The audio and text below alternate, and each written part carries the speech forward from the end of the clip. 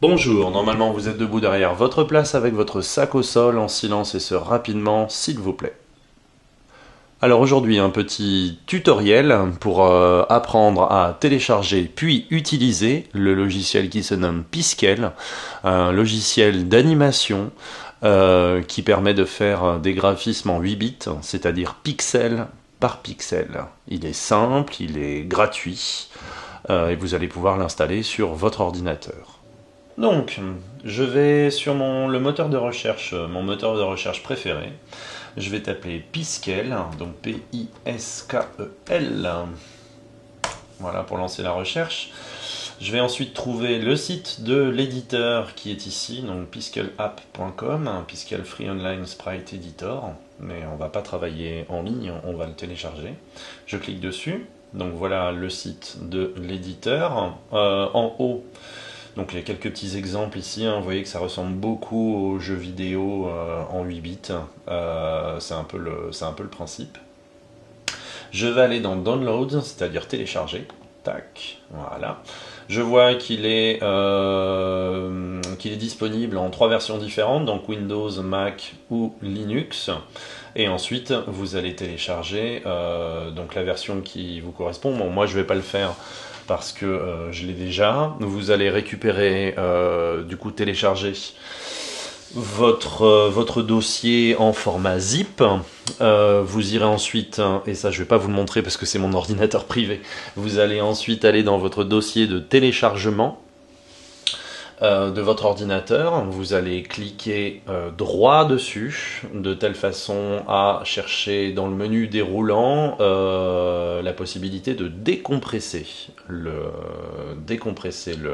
fichier. Une fois que vous l'aurez décompressé, vous cliquerez dessus et vous pourrez du coup l'installer sur votre ordinateur. Normalement c'est très très simple et ça s'installe comme n'importe quel logiciel. Donc une fois le logiciel lancé, vous allez vous retrouver devant cette page. Alors je vais vous présenter dans un premier temps l'interface. On va commencer par le menu. Donc le menu est ici complètement à droite. Le premier élément donc c'est les préférences. Ça n'a pas vraiment d'intérêt pour l'instant. Le second ça va être Resize. Alors ça c'est important. En fonction des consignes que je vais vous donner, vous allez avoir à travailler sur des formats différents. Vous noterez que ici on a la largeur et ici on a la hauteur et que le px qui est à côté va indiquer le nombre de pixels. On a donc 32 pixels sur 32 pixels pour l'instant. Alors je vais vous faire un exemple. Moi 32 c'est un petit peu petit, je vais mettre 64 sur 64. Tac, et je vais faire resize. Et donc voilà mon nouveau document. Ensuite, chose très importante, bien évidemment, le fait de sauver. Donc la première chose, ça va être de mettre le nom de votre travail. Donc vous mettrez le nom de la séquence. Là, je vais mettre tuto. Et puis à côté, votre nom de famille. Donc je vais mettre tuto Carpentier. Voilà. Ensuite, vous allez pouvoir cliquer dessus pour le sauvegarder. Vous le sauvegarderez dans un premier temps sur votre ordinateur avant de pouvoir me l'envoyer. Donc là, je ne vais pas le faire maintenant. Ensuite, exporter, pour l'instant, ça nous intéresse pas. Par contre, importer. Alors ça, c'est super important. Je m'explique. Lorsque vous aurez enregistré votre document et que, par exemple, le lendemain, vous voudrez travailler avec, vous ne pourrez pas, en double cliquant sur le document que vous avez créé, l'ouvrir. C'est tout à fait normal. La première chose à faire, c'est de lancer le logiciel et après de venir ici dans ce menu et de faire un load.piskelfile, c'est-à-dire de charger un dossier Piskel. C'est la seule possibilité de l'ouvrir, autrement ça ne marchera pas. Donc voilà pour le menu. Ensuite, donc ici c'est l'endroit où vous allez travailler. Ici on a une visionneuse, c'est-à-dire ce qui va permettre de voir ce que vous êtes en train de réaliser. On a quelques transformations ici, je vous en parlerai tout à l'heure. La palette qui est ici, qui est en fait la palette de couleurs, mais pour l'instant ça ne nous intéresse pas. Ici vous avez donc les outils, alors, vous allez voir il n'y en a pas beaucoup, mais en fait ils sont bien fichus, donc ça c'est plutôt bien. Et puis surtout, vous allez avoir deux éléments qui sont essentiels, qui sont d'un côté les layers, c'est-à-dire les calques, et de l'autre côté les frames, c'est-à-dire les images que vous allez voir les unes après les autres pour faire votre animation. Alors ça paraît, j'imagine, très confus pour l'instant, je vais essayer de vous expliquer en vous faisant un exemple. Voilà, donc petit exemple pour pouvoir vous expliquer comment est-ce que l'on s'y prend. On va faire quelque chose de très très simple, on va faire un ballon qui rebondit sur le sol. Alors, première chose dont il faut prendre en compte, ce sont donc les calques. Il faut imaginer ici, comme sur GIMP par exemple, qu'en fait la plupart des images numériques sont composées de calques, c'est-à-dire d'images transparentes qui sont posées les unes sur les autres. Donc ça c'est hyper important. Donc première chose que je vais faire, c'est que je vais créer mon sol par exemple. Donc je vais pouvoir venir ici farfouiller dans les outils. Donc on a un outil crayon. Donc voilà.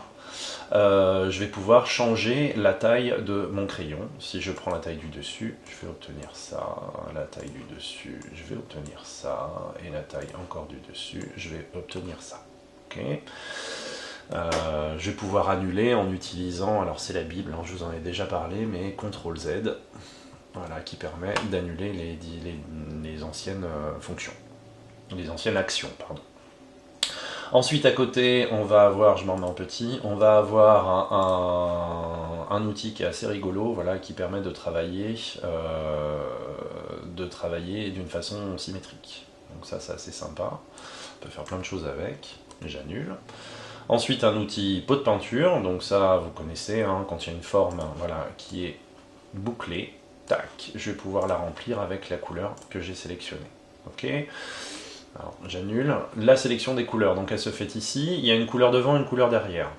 Donc comme sur GIMP, je vous ai déjà expliqué ça en 5e. Je clique dessus et je vais pouvoir sélectionner ma couleur. Pas de souci particulier. Hein. Par exemple, je prends du rouge ici. Tac, je vais pouvoir le remplir. Ok. Si jamais je veux retirer la couleur vidée, en fait, au lieu d'utiliser la gomme qui n'est pas toujours hyper évidente, je vais pouvoir utiliser une autre couleur. Tac. C'est la couleur ici, on voit un petit damier. Le damier, ça veut dire qu'en fait, il n'y a rien. Donc si je clique, je vais la vider. D'accord ? Ensuite, celui-ci, c'est pas très intéressant dans un premier temps. Donc la gomme, bon, ça fonctionne comme une gomme, hein, pas rien de particulier. Hein, on peut effacer. Je vais d'ailleurs revenir en arrière. Voilà. Celui-ci, ça permet de tirer des lignes. Alors là, pour l'instant, ça marche pas. Tout simplement parce que j'ai pas de couleur ici, donc je vais en prendre une. Tac, je reprends mon rouge. Et donc, je vais pouvoir tirer des lignes droites. Donc je clique et je fais glisser. Je vais pouvoir comme ça avoir des lignes droites. Tac. Et tac. Le rectangle, donc ça permet de faire des rectangles. Voilà, rien de bien particulier là-dessus. Il y a des possibilités de faire des carrés en utilisant CTRL ou autre. Bref, pour l'instant c'est pas très grave. Tac, tac. Le cercle, enfin du moins l'ellipse. Donc, essayer de faire un cercle. Tac. On peut faire des ellipses, bien évidemment, ça c'est très pratique, on va l'utiliser dans un petit instant. Tac. Ensuite, alors je refais mon ellipse du coup. Tac. La main va permettre de déplacer, alors ça c'est extrêmement pratique. Voilà. Tac, vous allez voir pour l'animation, c'est vraiment essentiel. Tac. Ensuite, la baguette magique, on laisse tomber pour l'instant. Vous avez le rectangle de sélection qui va permettre de faire des copier-coller. Vous avez un lasso de sélection qui permet de faire sélectionner des formes mais que vous allez tracer à la main. Tac. Donc voilà, là, s'il y avait quelque chose, j'aurais sélectionné cette forme-là par-dessus. Tac. Et puis les autres pour l'instant sont pas très intéressants. Si vous voulez récupérer une couleur parce que vous l'avez perdue, normalement ça risque de pas arriver, mais enfin au cas où, vous avez l'outil pipette hein, qui permet de le récupérer. Rien de spécial. Ok. Donc, je vais pouvoir faire mon ballon qui rebondit. Alors, première chose, j'ai un calque ici. Donc le calque va me servir de fond. Je vais le remplir avec une couleur. Alors, voilà, on va travailler, je sais pas, en vert par exemple. Tac, je le remplis avec du vert. Ok, ça c'est mon fond. Maintenant, Pardon. Coronavirus. Maintenant, je vais pouvoir faire le sol sur lequel va rebondir le ballon, mais je ne vais pas le faire sur le même calque. Je vais créer un nouveau calque. Donc je viens ici dans plus, et je crée un nouveau calque. Alors vous voyez que celui du dessous, le premier en fait qui est ici, il devient un petit peu terne. C'est normal, c'est pour indiquer qu'il est derrière et qu'on n'est pas en train de travailler dessus. Donc je fais le sol. Donc je vais sélectionner mon rectangle. Alors, ça se voit presque pas parce que c'est la même couleur, ce qui n'est pas très malin de ma part. J'annule.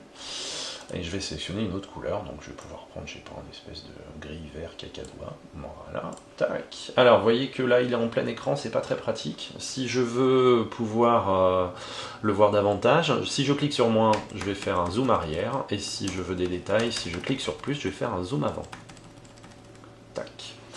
Donc, je fais mon sol. Alors, mon sol, je trace mon rectangle. Tac. Et puis ensuite, mon rectangle, je vais prendre le pot de peinture et je vais le remplir. Voilà mon sol. Ouh, c'est beau. Je crée un nouveau calque. Tac. Et c'est sur ce calque que je vais pouvoir faire le ballon. Alors, je choisis une couleur. On va faire je sais pas, un ballon rouge, par exemple. Tac. Et je vais pouvoir prendre l'outil cercle et puis faire tac, mon rond. D'accord, c'est mon ballon. Alors je le remplis avec du rouge, ce sera mieux. Voilà mon ballon. Ok. Donc là j'ai 3 calques à gérer. Là pour l'instant, si je regarde dans la visionneuse ici, ça ne bouge pas. C'est normal, j'ai qu'une seule image. Donc je vais pouvoir créer un nouveau frame, c'est-à-dire une nouvelle image que l'on va voir les unes après les autres. Donc elles vont être dans un certain ordre. On peut en faire plus de 100 si je dis pas de bêtises. Donc, soit je crée un nouveau frame, auquel cas il va être vide, et vous voyez que là, d'un seul coup, ça se met à clignoter. C'est normal. On va voir une image après rien, c'est ici le cas, après une image après rien, donc ça donne l'impression que ça clignote. Alors, ça va pas être très pratique pour faire ce que je veux, donc du coup, je vais l'effacer avec la poubelle. Tac. Par contre, je vais pouvoir venir ici, et là, je vais dupliquer. Donc, je vais refaire exactement le même. Je refais le même. Et là, ça bouge pas parce que j'ai 2 images qui sont équivalentes. Ok. Donc, je vais prendre, par exemple, la main, et puis je fais bien attention d'être dans le bon calque. Celui, alors il est visible ici, en fait, hein, ça c'est le fond, tac, ça c'est le sol, hop là, voilà, et ça c'est le ballon. Donc je vais pouvoir prendre le ballon, et puis je vais le faire un petit peu descendre, tac, et là on peut voir que ça commence à bouger un peu. Je continue, de nouveau je duplique le calque, je prends mon ballon, je descends. Je duplique mon calque, je reprends mon ballon, je descends. Je duplique mon calque, je prends le ballon, je descends. Je duplique mon calque, je prends le ballon, je descends. Je duplique mon calque, je prends le ballon, je descends. Et là, je suis en contact avec le sol. Okay. Alors, je duplique mon calque, donc là il ne bouge pas, voilà, très bien. Alors, je peux déjà voir ce que ça donne. Si je veux le voir en grand, parce que là c'est un petit peu petit, je vais pouvoir cliquer là-dessus. Et là, tac, voilà ce que j'ai fait pour l'instant. D'accord. Alors, si on trouve que ça va un peu trop vite ou un peu doucement, ici, il y a ce qu'on appelle les FPS. C'est la quantité de frames par seconde, la quantité d'images par seconde. Donc, on peut aller très vite. Pardon, voilà. Tac. Ou alors, on peut aller tout doucement. Alors, dans un premier temps, quand on travaille, quand on le fabrique, il vaut mieux aller tout doucement. Tac, tac, tac, tac, tac, tac, tac. Je vois que j'ai fait une petite erreur ici, mais c'est pas très grave. Ok, je le retire. Si on veut appliquer les lois qui ont été mises en place par Walt Disney, normalement, quand tu as des éléments comme ça qui vont toucher un sol, en fait, ils vont se déformer. D'ailleurs, c'est vrai, ça vient de Walt Disney, ça, c'est une des grandes inventions de Walt Disney. Donc, ce que je vais pouvoir faire, c'est, si mon ballon il touche le sol, il va s'écraser un peu. Ça veut donc dire que je vais pouvoir retirer la partie du bas pour venir l'écraser sur le sol. Donc, je sélectionne avec le rectangle, et puis après, je vais pouvoir faire effacer sur mon clavier, et là, je l'ai effacé. Tac. Alors là, il est trop loin, donc du coup, je vais pouvoir le prendre. Tac, et puis je le descends pour qu'il touche le sol. Ensuite, si on est logique, je vais pouvoir... du coup, il va s'écraser un petit peu. Donc je vais pouvoir rajouter quelques pixels, tac, ici, qui vont donner l'impression qu'il est en train de s'écraser sur le sol. Tac. Alors là, je l'ai fait une fois, je peux le dupliquer. Tac, alors je viens chercher le nouveau, bien évidemment, ici, et puis je vais pouvoir reprendre mon principe en l'écrasant davantage.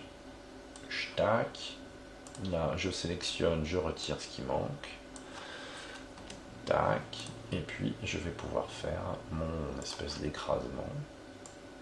Tac, tac. Alors l'avantage c'est qu'on peut compter les pixels, 1, 2, 3, pour faire quelque chose de symétrique si on veut. Voilà, là, zut, je me suis trompé. Tac, voilà, là il est bien écrasé. Et donc si je regarde ce que ça donne, ça nous fait ça. Splatch. Voilà, donc j'ai mon animation pour l'instant. Je suis obligé de couper, hein. Donc voilà ce que ça donne. Bon, comme on peut le voir, hein, le gros souci qu'on va avoir dans un premier temps, c'est que ça va pas assez vite. Donc du coup, je vais pouvoir remonter les FPS ici. Je remets, tac, et donc j'ai mon ballon, je prends qui rebondit. Très bien. Alors, je vais mettre un petit effet. Le petit effet en question, c'est surtout pour vous expliquer comment est-ce qu'il faut s'y prendre. Donc, j'étais ici sur mon calque du ballon, donc je vais créer un nouveau calque. Ch'touk. Et puis, je vais essayer de me repérer. Alors, je vais descendre. Tac, mon ballon, mon ballon, mon ballon, mon ballon. Mon ballon commence à s'écraser ici. Et je vais pouvoir faire un... Voilà, il touche le sol. Je vais pouvoir faire une suite de petits effets. Donc, du coup, je prends mon nouveau calque.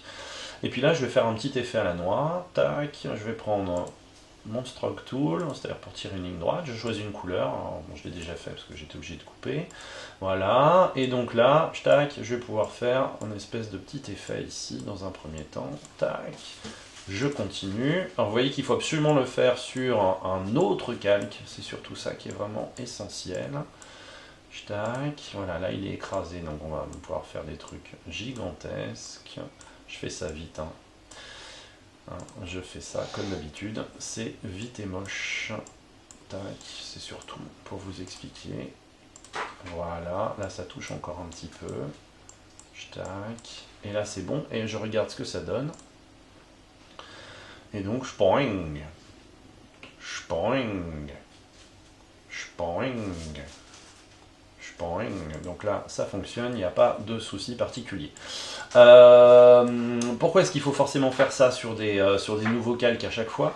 Parce que si on a des choses à déplacer, c'est-à-dire par exemple si je sais pas, si je veux donner l'impression que mon truc tourne, ok, que c'est une tomate et qu'elle tourne. Donc du coup, je crée un nouveau calque, je me mets au tout début, voilà, là je suis ici, et je vais pouvoir faire l'espèce de petite feuille.